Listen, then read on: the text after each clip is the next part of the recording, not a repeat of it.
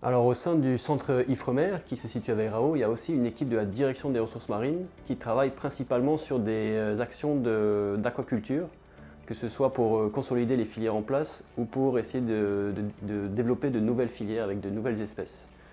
Et en parallèle de ces actions-là, il y a aussi une branche de la direction des ressources marines qui s'occupe de faire des suivis dans les lagons perlicoles.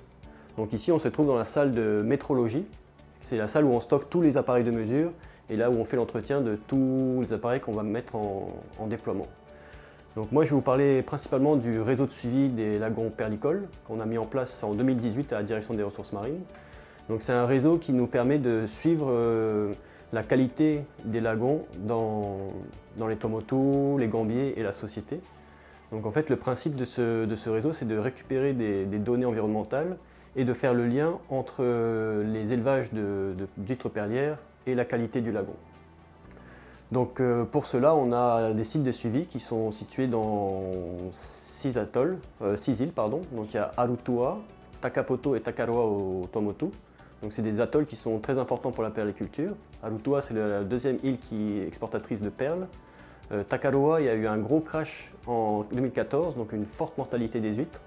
Et donc là, on essaye de comprendre les mécanismes de résilience du lagon, donc comment le lagon va se remettre de cet épisode catastrophique.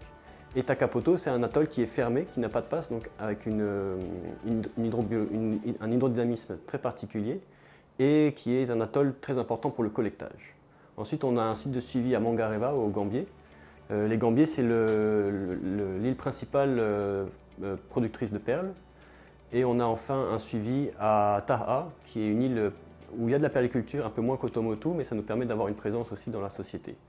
Et on a un test aussi à Revae, où il y a des tests de greffe qui sont en cours sur des huîtres perlières aussi. Donc dans tous ces sites de suivi, on a une sonde multiparamètres qui est déployée, comme celle-ci, qui va nous permettre d'enregistrer des données de température, de salinité, d'oxygène, de turbidité. Donc ces sondes-là, on va les programmer nous-mêmes. Donc nous, on va leur demander de prendre une mesure toutes les heures et de nous transmettre les données une fois par jour.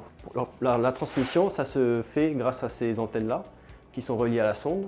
La sonde va être immergée à 3 mètres à peu près et l'antenne va arriver jusqu'à la surface et va permettre, grâce au réseau Vini, de transmettre ces données directement sur Internet. Donc là, on peut voir par exemple ce qui se passe en ce moment à Arutua. Donc ça, c'est ce qui s'est passé ce matin. Donc là, en attendant la nouvelle transmission, on n'aura pas les données tout de suite.